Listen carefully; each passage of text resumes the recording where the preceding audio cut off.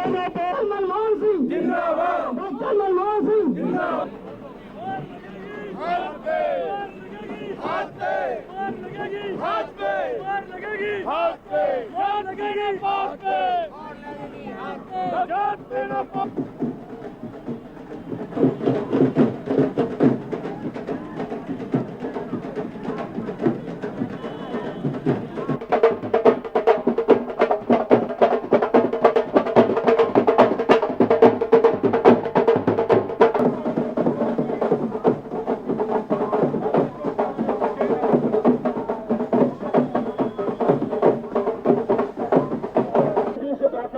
वो भी डॉक्टर साहब का स्वागत करेंगे।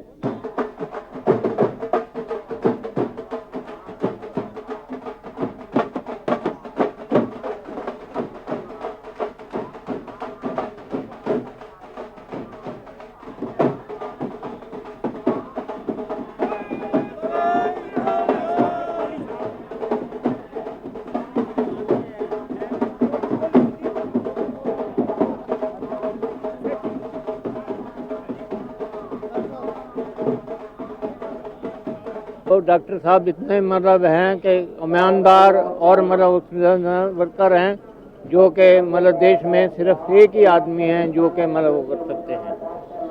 और यहाँ पे बीजेपी का जब यहाँ से सीट जीतेंगे उसके बाद जो कार्य करेंगे हम उसके बाद तभी कह सकते हैं, लेकिन उम्मीदें बहुत हैं हमें उनसे। The BJP has no consistent set of economic policies. They have been confusing our people by slogans such as Swadeshi, India can be built up by Indians. Nobody believes that India can be built up by foreigners. Nobody wants India to be built by foreigners. But these slogans they have used to mislead our public opinion. They created doubts about the type of economic policies that the Congress party pursued from 91 to 96. In their 98 election, they said we will reform the reform process, and yet they have not changed a single economic policy which was launched by the Congress party.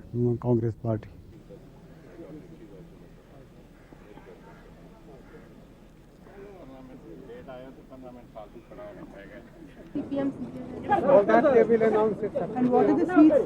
Well, that we will now work out.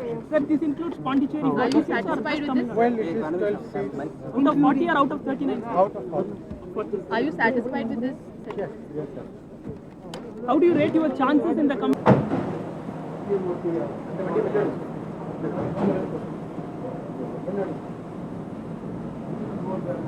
Early in Shastriji's tenure as Prime Minister was the Indo-Pak conflict of 1965.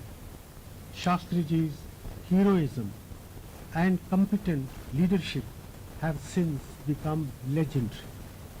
He electrified the nation with his soul-stirring slogan, Jai Jawan, Jai Kisan. This vision of his, that the Kisan is as much a soldier as the Jawan, underlined the need to boost our food production, which contributed greatly to strengthening the defenses of our country. Ladies and gentlemen, apart from contributing to laying the foundations of food security in our country, we are also indebted to Shastriji for the present day success of the White Revolution. Shastriji visited Kaira district in October 1964 and was greatly impressed by the successes of our milk cooperative.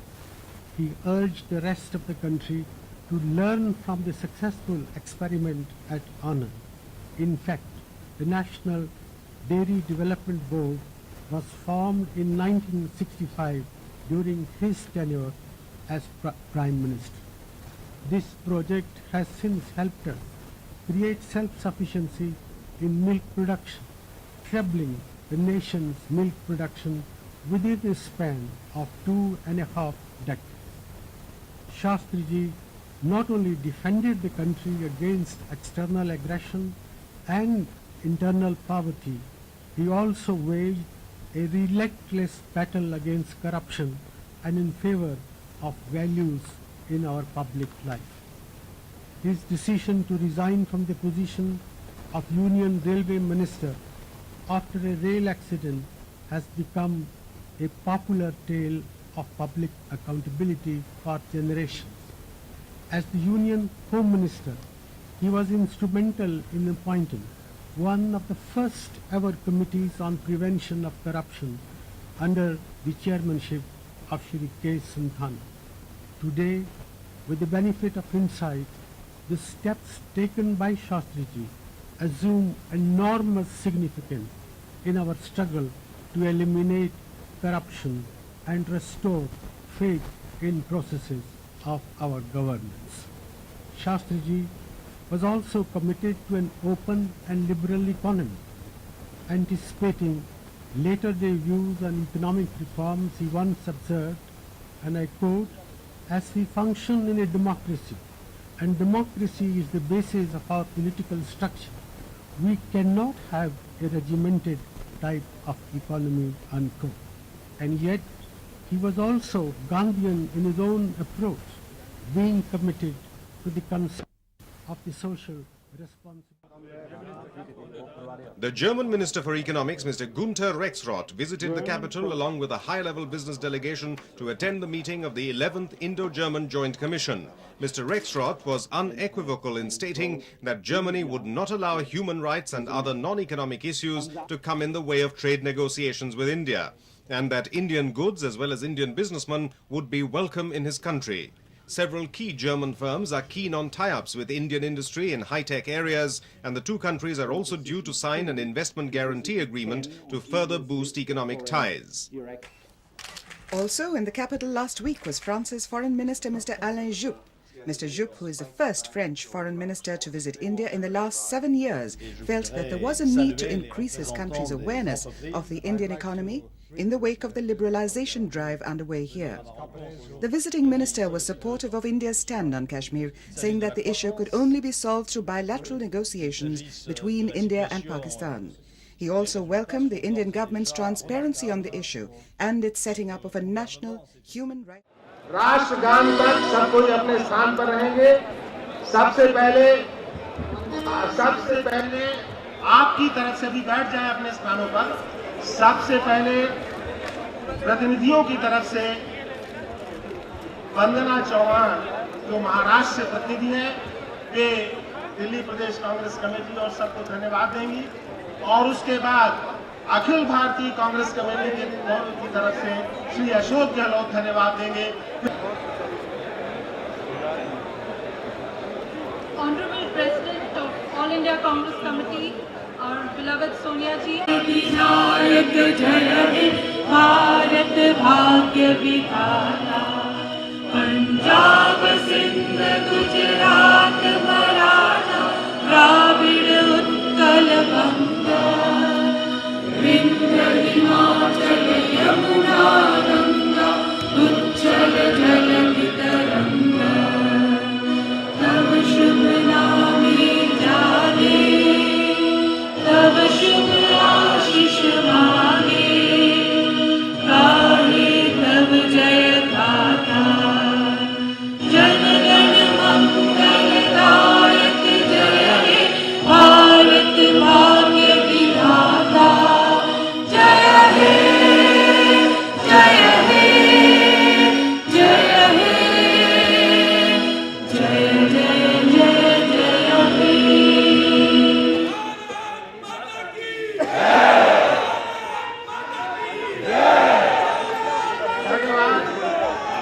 How would you sum up Jai Jawan, Jai Kisan? Does it still resonate in the minds of the Indian people? Does it, what should I say, inspire the youth to join the army, for us to have the Kisan as the backbone of our nation? Well, I think India cannot prosper if its Kisans are not happy. India cannot prosper if its defense is neglected. So in that way, the prosperity of Kisans, the welfare of our soldiers are of eternal value. They are as valuable today as they were when Shastriji coined this famous slogan of Jai Jawan, Jai Kisan. So would you attribute the success of the Green Revolution to Shastriji in a big way? Well, Shastriji, the process was started by Panditji. Shastriji carried it further. Then Mrs. Gandhi came. By that time, the miracle seeds arrived. So it goes without saying that if the foundations were not laid by Jawaharlal Nehru, if Shastriji had not, I think, built on those foundations, and if later on Indira ji did not show the determination to carry forward the Green Revolution, I think the results would not have been as good as they have turned out to be. Shastriji, I think, made a great contribution in ushering in the agricultural revolution in our country. Do you remember any story or anecdote that deeply affected you?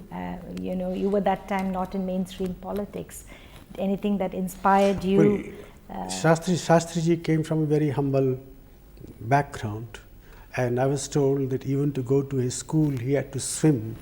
So I think that tells you something about the man.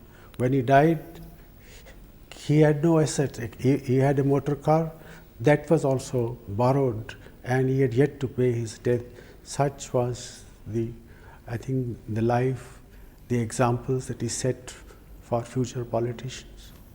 How do you think he serves as a role model to today's day and age when politics is seen with so much cynicism and suspect? Well, Shastriji throughout his life stood for values. He resigned as the railway minister when there was an accident. This exemplary commitment to public accountability is something which all politicians in office and out of office should emulate.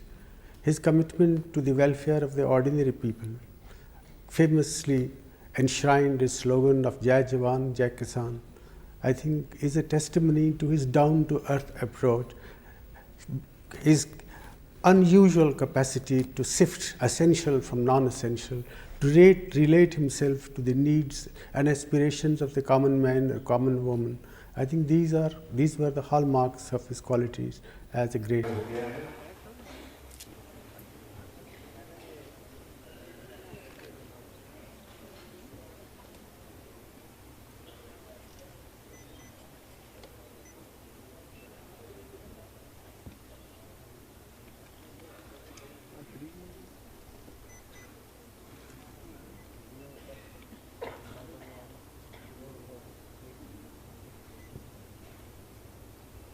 हमारे बीच Akhil Bharatiya Congress committee के अध्यक्ष माननीय सोनिया गांधी जी का हो गया है।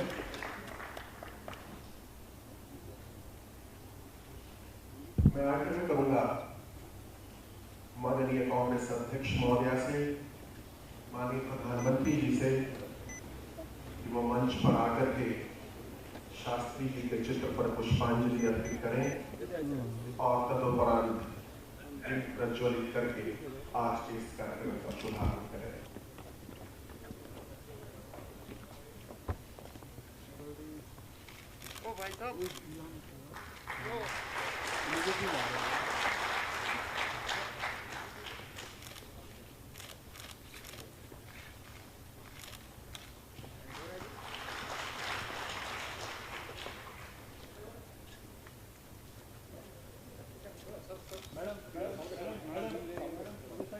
सामने से हट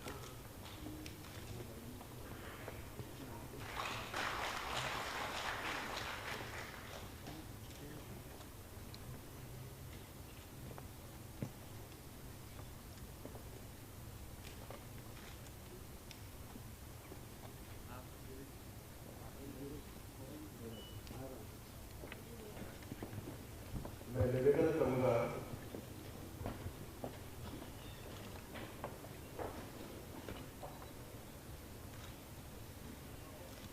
मैं अनुरोध करूंगा अखिल भारतीय कांग्रेस कमेटी के महासचिव माननीय नरेंद्र जी से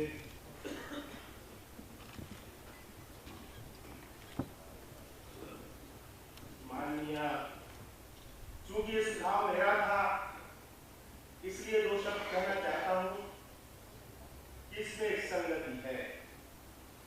अगर हम अपनी आजादी की लड़ाई की तरफ ध्यान दें अधिकार और नेता के बीच में, जहां तक शास्त्री जी का सवाल है, सादगी और सेवा की जिस भावना से उन्होंने देश ही नहीं लोगों के दिलों में अपनी जगह बनाई, वो साधारण बात नहीं। जहां तक प्रेमचंद जी का अगर शताब्दी वर्ष है तो प्रेमचंद जी की 125 Our President of FICCI, Shri Amit Mitra, Shri Krishna Kumar, distinguished delegates from all over the world, ladies and gentlemen. It's for me a matter of great pleasure and privilege to be here in your midst in Mumbai to welcome the delegates to the third Pravasi Bharatiya Divas. Ladies and gentlemen, a hearty welcome to you all in this great city of ours. The last two conferences met in New Delhi. However, in coming here to Mumbai this year, this conference of overseas Indians has returned to the shores on which the great Pravasi Mahatma Gandhi had arrived this week 90 years ago, and whose memory we honor and celebrate through this historic gathering.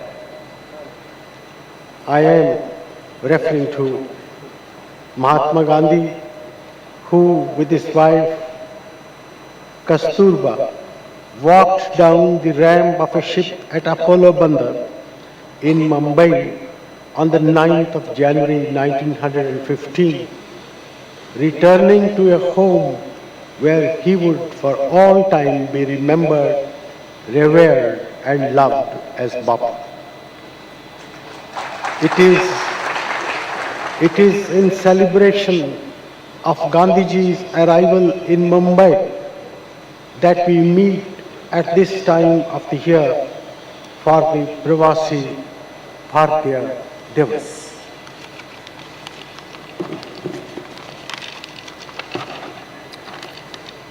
I recall that speaking to a reporter of the Bombay Chronicle on his arrival in Mumbai in 1915, Mahatma Gandhi had said, and I quote, "Both my wife and I are exceedingly glad to be here again, to see again the dear old motherland, and the kind and hearty reception which the public gave us has added to the joy that by our future conduct we shall have deserved this welcome," unquote.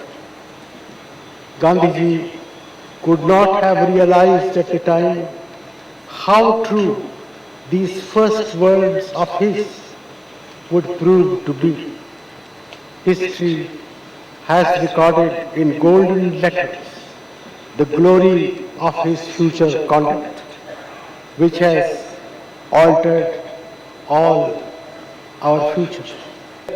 Will never be a greater Pravasi than the Mahatma.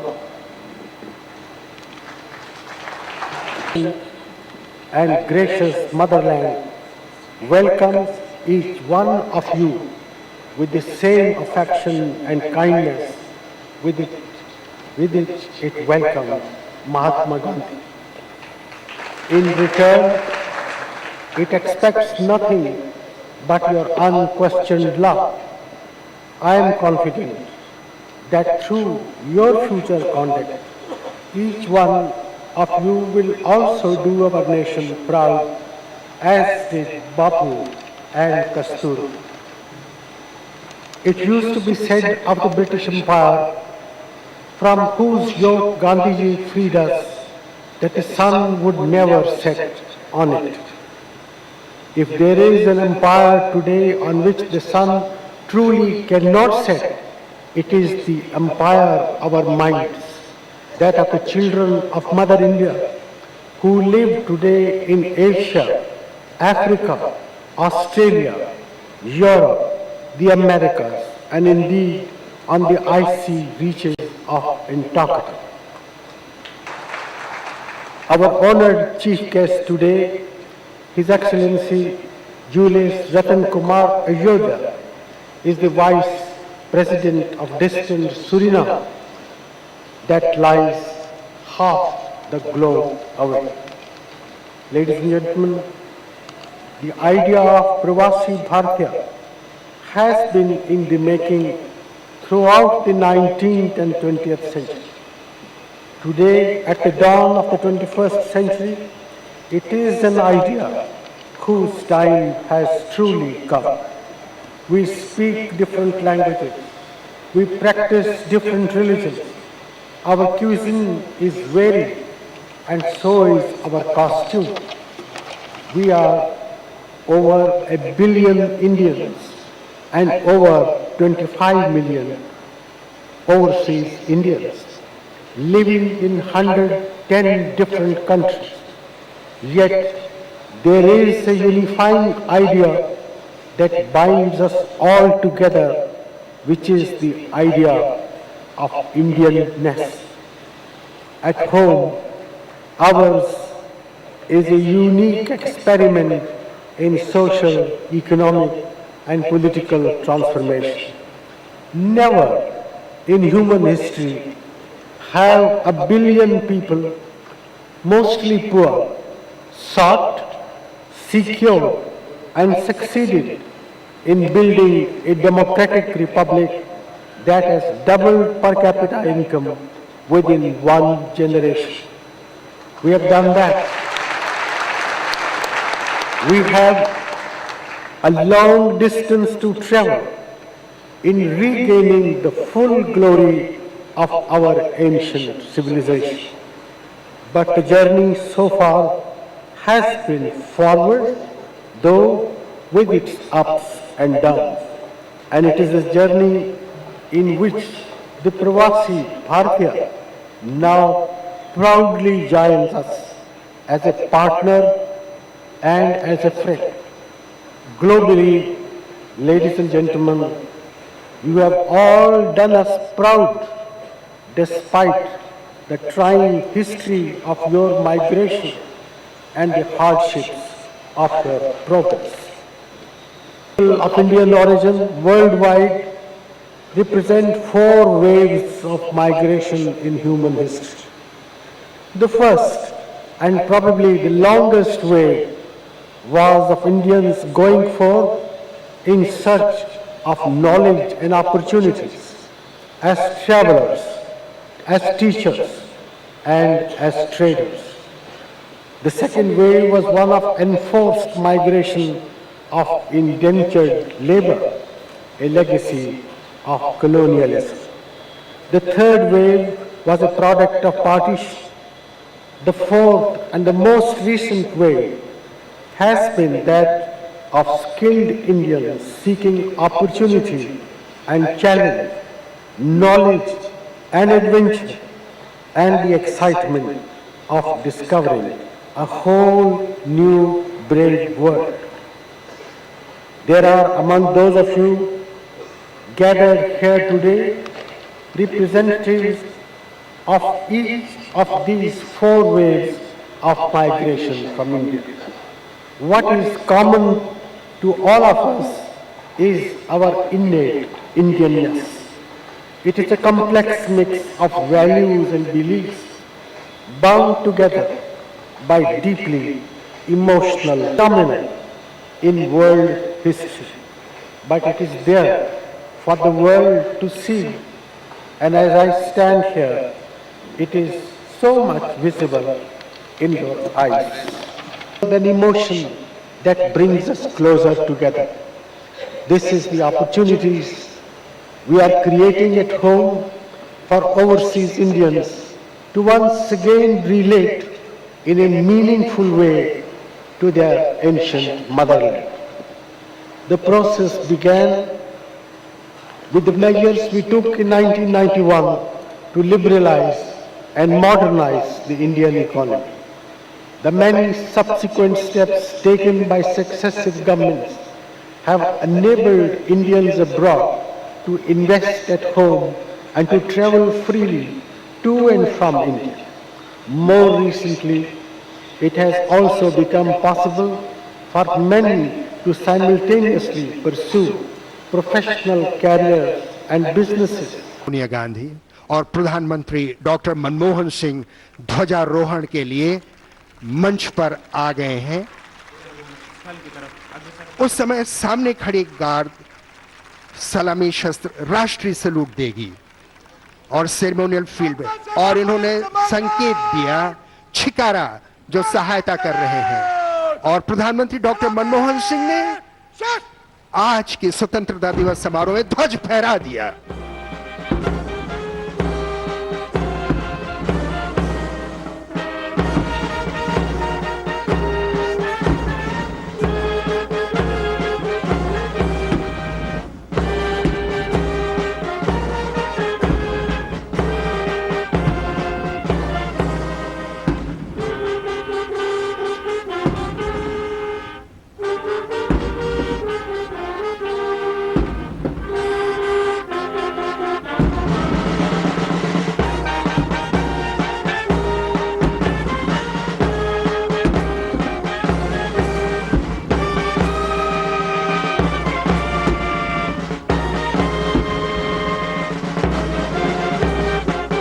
देश में खुश्क भूमि और बारिश पर निर्भर रहने वाले इलाकों में किसानों की दिक्कतों को दूर करने की तरफ भी हम पूरा ध्यान देंगे।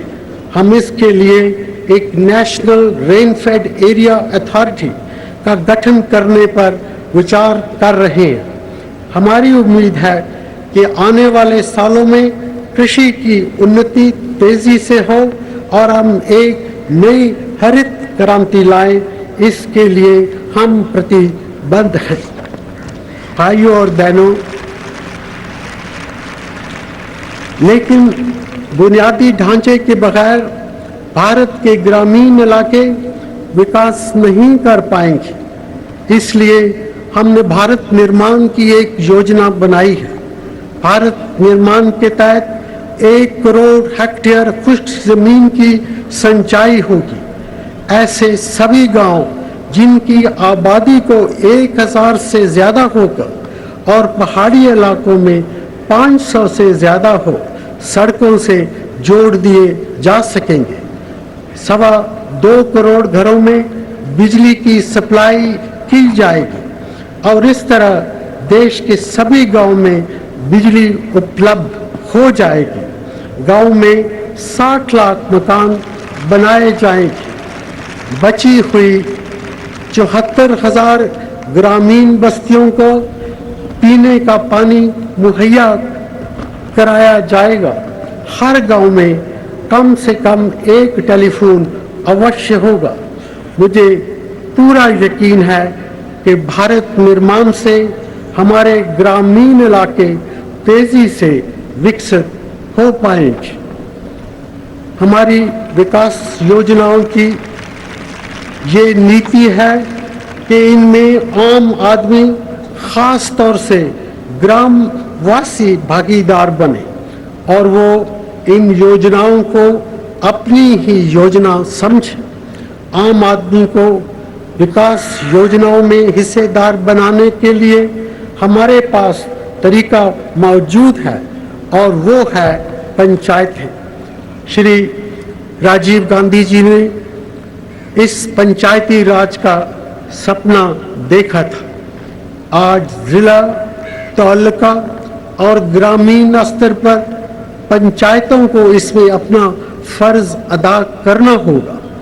हमारे संविधान में पंचायतों को सिर्फ आर्थिक विकास की जिम्मेदारी ही नहीं बल्कि सामाजिक न्याय की भी पूरी जिम्मेदारी सौंपी गई है। पंचायती राज को सबसे अहम जिम्मेदारी निभाने का ये मौका भारत निर्माण के जरिए दिया जाएगा। मुझे यकीन है कि पंचायतों के माध्यम से भारत निर्माण एक ठोस कार्यक्रम बन सकेगा। मेरे प्यारे देशवासियों, हम न सिर्फ गांव की ओर तवज्जो दे रहे हैं बल्कि अपने शहरों की आर्थिक स्थिति पर भी ध्यान दे रहे हैं। इस समय देश की 1/3 आबादी शहरों में बसती है और जिस रफ्तार से देश का शहरीकरण हो रहा है वो वक्त दूर नहीं जब भारत की 50% आबादी शहरों में होगी। भारतवर्ष की सभ्यता और संस्कृति की बुनियाद हजारों साल पहले सिंधु नदी पर बसे हमारे शहरों से पड़ी थी। हमने दुनिया को शहरी आयोजना का पाठ सिखाया। आज हमारे शहरों की सहूलतें अक्सर आम आदमी की ज़रूरतों के मुताबिक कम पड़ती नजर आ रही। भारत आधुनिक ज़माने के अवलीन देशों में से एक है। विश्व के देश हमारी ओर हैरत भरी निगाहों से देख रहे हैं कि भारत किस तरह आर्थिक मोर्चे पर तेजी से आगे बढ़ता जा रहा है। ये आर्थिक विकास एक लोकतांत्रिक प्रणाली के तहत हो रहा है। हमारा देश एक बहुसांस्कृतिक, बहुजातीय, बहुधर्मी और बहुभाषी देश है। दुनिया के इतिहास में ऐसा कोई उदाहरण नहीं मिलता जहां इस तरह की 100 करोड़ की आबादी वाला देश एक अपनी सामाजिक एवं आर्थिक उन्नति लोकतंत्र के माध्यम से कर रहा हो। यही वजह है कि सारी दुनिया की निगाहें हम पर टिकी हैं। ये हम सब की मेहनत का फल है कि आज हमने विश्व मंच पर अपनी एक अलग पहचान बना ली है और हम अवलीन देशों की कतार में खड़े होकर फख्र महसूस कर रहे हैं। भाइयों और बहनों, मेरा मानना है कि भारत का भविष्य उज्जवल है और वो भविष्य संभव है। इसके लिए हमें आर्थिक विकास और सामाजिक न्याय पर पूरा ध्यान देना होगा। हमें इन्हीं दोनों कदमों पर आगे बढ़ना होगा ताकि विकास के लाभ समाज के हर तबके तक पहुंच सके। पिछले साल इसी दिन राष्ट्र को संबोधित करते हुए मैंने विकास को बढ़ावा देने के लिए 7 सूत्रों का जिक्र किया था। ये सूत्र थे कृषि, सिंचाई, शिक्षा, स्वास्थ्य, रोजगार, शहरी विकास तथा इंफ्रास्ट्रक्चर। आज हम इसका जायजा लेंगे कि इन 7 सूत्रों में क्या प्रगति रही। हमारी तवज्जो खास तौर से खेती पर रही है। किसान हमारे देश के विकास की रीढ़ है। वो अपनी कड़ी मेहनत से देश के लिए अनाज पैदा करते हैं। आज उन्हीं की वजह से हमारे देश में अन्न की कोई कमी नहीं है। पूरा देश हमारे किसानों का आभारी है। उन्हें ये स्वीकार करना होगा कि जिस आर्थिक विकास का मैंने जिक्र किया उसके फायदे समाज के हर नागरिक तक अभी पूरी तरह से नहीं पहुंच पाए हैं। खास तौर से ये हमारे ग्रामीण इलाकों में देखा गया है कि खेती में उस रफ्तार से विकास नहीं हुआ जितना होना चाहिए था। आर्थिक विकास में हिस्सेदार बनना हर किसान का हक है और आज भी देश के 60% से ज़्यादा लोग खेती पर निर्भर हैं। इसलिए हमने ग्रामीण भारत के लिए एक नए दौर की शुरुआत की है। हमने किसानों की समस्याओं को दूर करने के लिए कई महत्वपूर्ण कदम उठाए हैं, जिनमें किसानों को आसानी से कर्ज दिलाना, निवेश और गोदामों की बेहतर सुविधाएं मुहैया कराना, सब्जी फल की पैदावार और व्यापार को बढ़ावा देने के लिए एक राष्ट्रीय बागबानी मिशन की शुरुआत करना, कृषि में रिसर्च और ट्रेनिंग को बढ़ावा देना शामिल है। हमारा उद्देश्य है कि सन 2007 तक हर एक जिले में एक कृषि विज्ञान केंद्र हो, इस तरह research और training की Economic realities were such that the government headed by Narasimha Rao and its finance minister, Dr. Manmohan Singh, decided to take one of the most radical breaks from the past. When our government came into office, foreign exchange reserves had totally disappeared. We had no money to import even the most essential things of which we needed. No foreigner was willing to give any loan to India. Even the non-resident Indians who had kept money with our banks, they were withdrawing money. It was in that difficult situation that we had to pledge gold with the Bank of England to raise even a small loan. That was the situation which we inherited. It was a very humiliating thing for India, and we resolved that we must create an environment in whereby such things will of adventure and enterprise which exists in our country, to bring it into the open and to use it to build one of the most dynamic, competitive economies of the world, and simultaneously a compassionate society. मुलाकात की और उनको बताया कि 3 दिन पहले एक राज्यसभा के 124 सांसदों ने प्रधानमंत्री को एक पत्र दिया था। उस पत्र में ये मांग की गई थी कि प्रसार भारती बिल जो लोकसभा में पास हो चुका है उसे राज्यसभा के सामने लाया जाए और राज्यसभा को उसको कंसिडर करने का मौका दिया जाए। हमारी कोशिश के बावजूद प्रधानमंत्री जी ने हमें समय नहीं दिया और उसके बाद राज्यसभा का सेशन ख़त्म हो गया। आज लोकसभा का भी सेशन ख़त्म हो गया है और लोकसभा में ये बिल पास हुआ है, लेकिन राज्यसभा को ये मौका नहीं दिया गया कि इस बिल पे वो अपने ख्याल प्रकट कर सके। हमें ये डर है कि ये सरकार जब पार्लियामेंट प्रोरोग हो जाएगी उसके बाद एक ऑर्डिनेंस लाएगी, और हम समझते हैं कि अगर ऐसा काम किया गया तो लीगली भी ये डाउटफुल है, लेकिन मॉरली और एथिकली भी ये डाउटफुल प्रोसीजर होगा। जबकि legal process has begun, Lok Sabha has already pass the bill, the logical thing is to bring it to the Rajya Sabha and to bypass Rajya Sabha and to go to the ordinance route, in our view, will be a highly improper and would subvert the normal constitutional processes.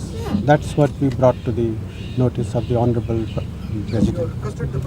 For such action that he may consider proper, we are not the one who are suggesting to the President. President, I think I listened to this. राष्ट्रपति जी ने हम लोगों को सुना, हमारे पक्ष राष्ट्रपति जी ने हमारे पक्ष को बड़े ध्यानपूर्वक सुना, और ये जो लोकतांत्रिक तरीका भारतीय जनता पार्टी ने अपनाया था, इस पर हम लोगों ने, जैसा कि अभी डॉक्टर साहब ने बताया, हमने अपना पक्ष उनके सामने रखा कि जानबूझ करके इस बिल को देर में पेश किया गया लोकसभा में, और जब राज्यसभा सेशन में थी पूरे विपक्ष ने मांग की कि इस बिल को राज्यसभा में पास करें, तब भी हमारी मांग के बावजूद भी उस बिल को राज्यसभा में नहीं लाया गया। हमें आशंका यही है, जैसा कि हमारे नेता विरोधी दल ने कहा है, कि राज्यसभा को जानबूझ करके बाईपास किया गया और बाईपास करके ऑर्डिनेंस का रास्ता जाने की कोशिश की गई। हमने जो मेमोरेंडम दिया है उसमें 124 member, majority of the member Rajya Sabha के, उनके दस्तखत हैं, और यही निवेदन हमने किया है कि आप लोकतंत्र की रक्षा करें और जो लोकतांत्रिक प्रक्रिया होती है, संसदीय प्रक्रिया होती है, उसका निर्वाह करें। We are giving the copies.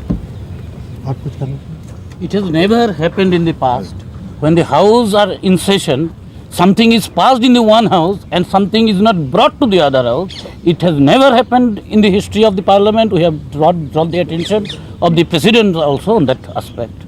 And President has assured that he will go through all the aspects and finally he will take decisions.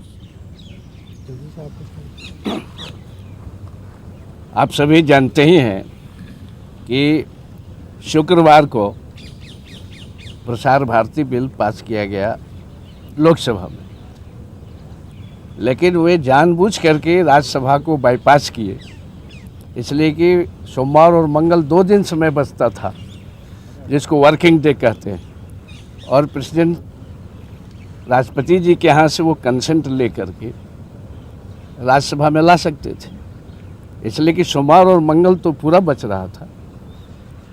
लेकिन उन्होंने राष्ट्रपति जी के यहाँ कंसेंट के लिए टाइम पर भेजा नहीं, और जब राष्ट्रपति जी के यहाँ भेजा गया तो राष्ट्रपति जी के यहाँ से 1 घंटे में वह कंसेंट चला गया, लेकिन उन्होंने भेजा ही नहीं टाइम पर। इसका माने कि वो जानबूझ करके राज्यसभा को बाईपास करके वे ऑर्डिनेंस लाना चाहते हैं, और इसके माध्यम से वे अपने लोगों को बैठाना चाहते हैं। उनके पीछे मंशा यही है। इसलिए हम लोगों ने राष्ट्रपति जी को विपक्षी दल के नेता के साथ आए हैं और सारी बातों को उनके सामने रखे हैं, और राष्ट्रपति जी पर हमें भरोसा है कि वो सारी बातों को देखकर अपना उचित निर्णय लेंगे, ऐसा हम लोगों को विश्वास है। And as India's man of the moment prepares to unveil the nation's annual budget next week for the 5th consecutive time, the motive force of the country's reforms program finds himself tugged by the onward push of economic liberalization and the backward pull of political populism in this crucial year preceding the general elections.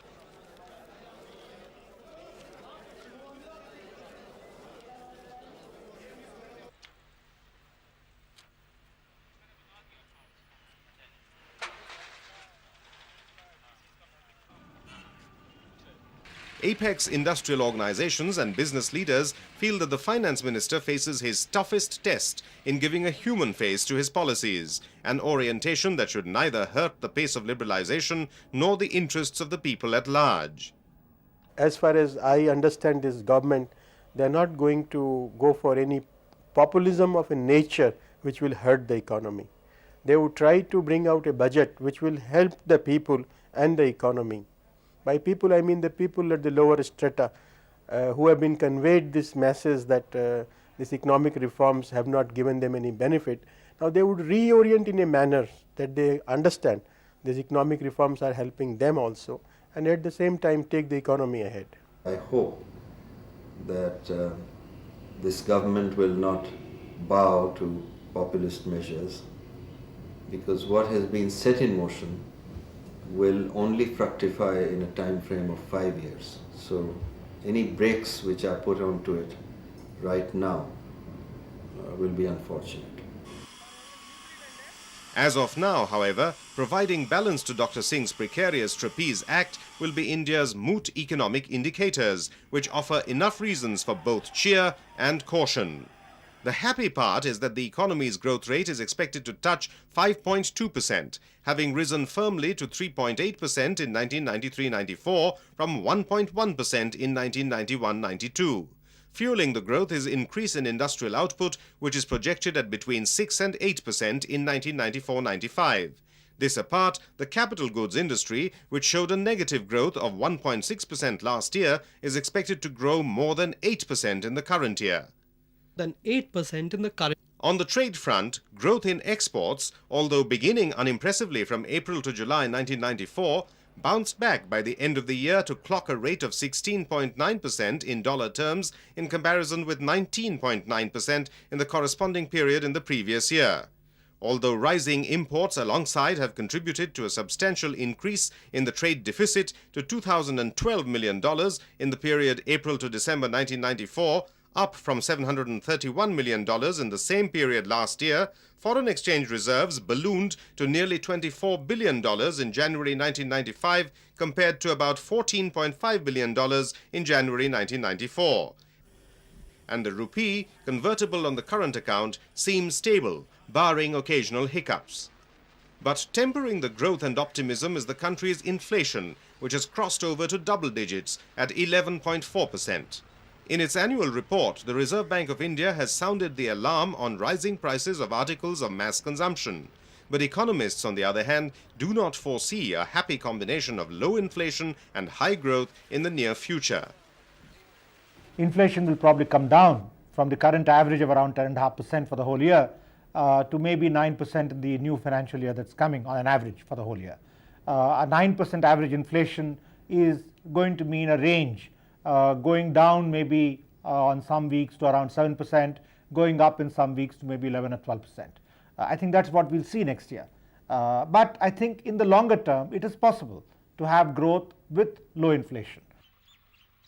But experts also add that if inflation has to be reined in, the axe will first have to fall on government expenditure and agricultural subsidies, irrespective of revenue increases in the form of higher taxation yields.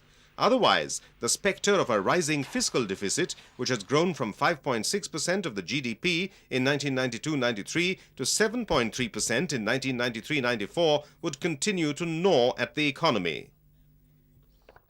As budgetary measures to increase revenue collections and promote industrial growth, corporate leaders expect rationalization of taxation and customs and excise duties on intermediates and finished products in the thrust areas of telecom, electronics, automobiles and infrastructure. The growth in these areas, combined with a cut in taxes on capital gains and corporate dividends, will directly help to lift the country's stock markets out of their depressed mood.